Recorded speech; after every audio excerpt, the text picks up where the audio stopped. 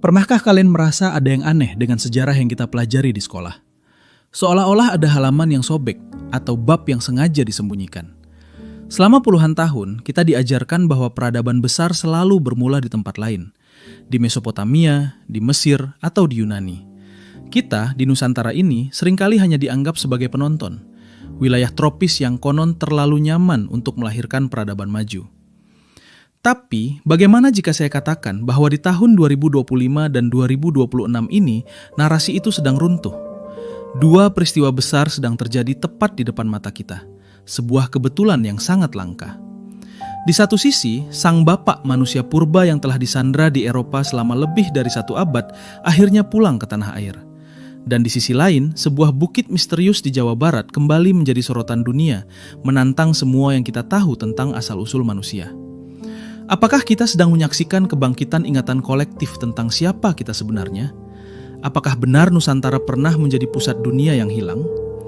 Siapkan kopi kalian, kencangkan sabuk pengaman. Karena hari ini kita akan menyusun ulang puzzle sejarah yang berserakan. Ini adalah kisah tentang kepulangan, misteri, dan identitas yang terlupakan.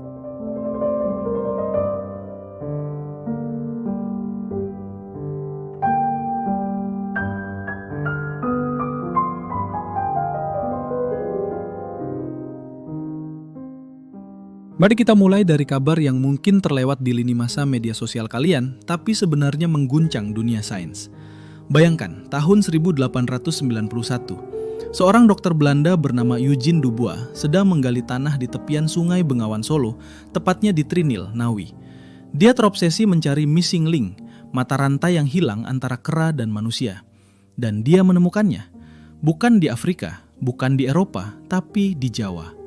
Dia menemukan atap tengkorak, tulang paha, dan gigi. Dunia mengenalnya sebagai Pithecanthropus erectus atau manusia Jawa. Temuan ini membuktikan bahwa manusia purba pernah berdiri tegak di tanah kita ratusan ribu tahun yang lalu.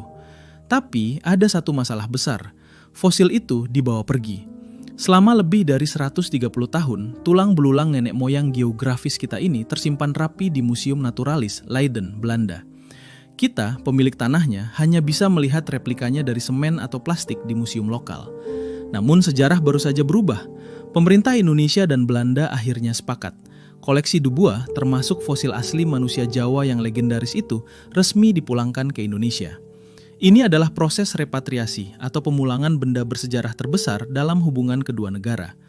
Kenapa ini penting? Kenapa kita harus peduli pada tulang tua? Teman-teman, ini bukan sekedar soal memindahkan barang antik. Ini soal kedaulatan data.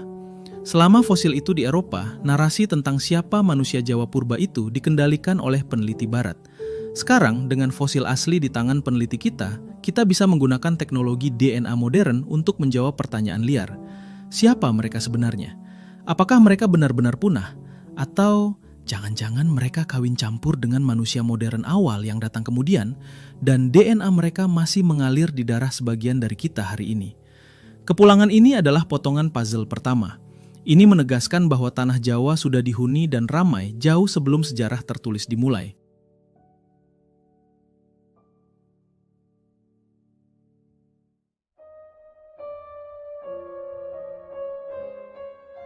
Sekarang, simpan fakta tentang manusia Jawa tadi. Kita geser pandangan kita ke arah barat, ke sebuah bukit di Cianjur yang dikelilingi kabut dan kontroversi. Gunung Padang. Kalian pasti pernah dengar perdebatannya. Apakah ini sekedar bukit alami yang puncaknya dipakai untuk pemujaan? Atau apakah ini adalah piramida tertua di dunia yang terkubur tanah? Tahun-tahun terakhir ini suasananya memanas. Ada jurnal ilmiah internasional yang sempat merilis klaim mengejutkan bahwa lapisan terdalam Gunung Padang bisa berusia hingga 25.000 atau bahkan 27.000 tahun. Itu jauh lebih tua dari piramida Giza di Mesir yang cuma 4.500 tahun. Kalau klaim ini benar, itu artinya ketika orang Mesir masih belum menyusun batu, nenek moyang kita di Cianjur sudah memiliki teknologi konstruksi tingkat tinggi. Tapi dunia sains internasional tidak terima begitu saja. Jurnal itu ditarik kembali. Alasannya, metodologinya dianggap kurang kuat. Banyak arkeolog arus utama bersikeras bahwa tidak mungkin ada peradaban maju di zaman es, apalagi di wilayah tropis seperti Indonesia. Namun, disinilah menariknya. Pemerintah kita tidak mundur. Di era baru ini, fokus pada Gunung Padang justru diperkuat. Kementerian Kebudayaan memberikan sinyal lampu hijau untuk melanjutkan riset. Kenapa pemerintah begitu yakin? Apakah mereka memegang data yang belum dibuka ke publik? Hasil pemindaian georadar dan geolistrik selama ini menunjukkan adanya pola-pola aneh di bawah tanah. Ada struktur batuan yang tersusun rapi, ada dugaan rongga atau chamber di perut bukit. Logika sederhananya begini, alam tidak menciptakan garis lurus dan sudut siku-siku yang sempurna di dalam tanah. Manusialah yang membuatnya.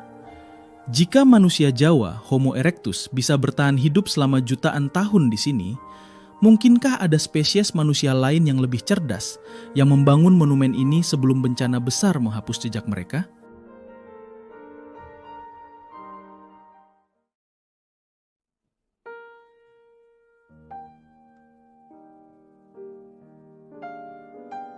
Inilah saatnya kita menghubungkan titik-titik itu. Coba kalian buka peta dunia. Lihat Indonesia. Sekarang bayangkan air laut surut hingga 120 meter. Apa yang kalian lihat? Jawa, Sumatera, Kalimantan, dan Semenanjung Malaya menyatu menjadi sebuah benua raksasa. Para ahli geologi menyebutnya Sundalen. Selama zaman es, ketika Eropa dan Amerika Utara membeku di bawah lapisan es tebal yang mematikan, Sundalen adalah surga tropis.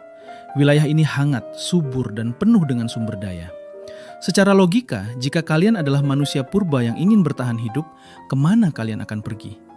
Pasti ke garis khatulistiwa, ke Sundalen. Banyak peneliti independen mulai berani mengajukan teori Paleo Nusantara, bahwa peradaban tidak dimulai dari gurun pasir di Timur Tengah, tapi dari hutan hujan di Sundalen. Teori ini menyebutkan bahwa ketika zaman es berakhir sekitar 11.000 tahun lalu, es mencair secara drastis. Air laut naik, banjir besar terjadi. Benua Sundalen tenggelam, menyisakan puncak-puncak gunung tinggi yang sekarang menjadi pulau-pulau kita, Jawa, Sumatera, Kalimantan. Apakah Gunung Padang adalah sisa-sisa monumen dari peradaban Sundalen yang selamat dari banjir besar itu? Apakah mereka membangunnya di tempat tinggi untuk menghindari air bah? Dan kembalinya fosil manusia Jawa tadi semakin memperkuat fakta bahwa wilayah ini adalah laboratorium evolusi yang sibuk. Kita punya manusianya, manusia Jawa, kita punya tempatnya, Sundalen, dan sekarang kita punya potensi monumennya, Gunung Padang.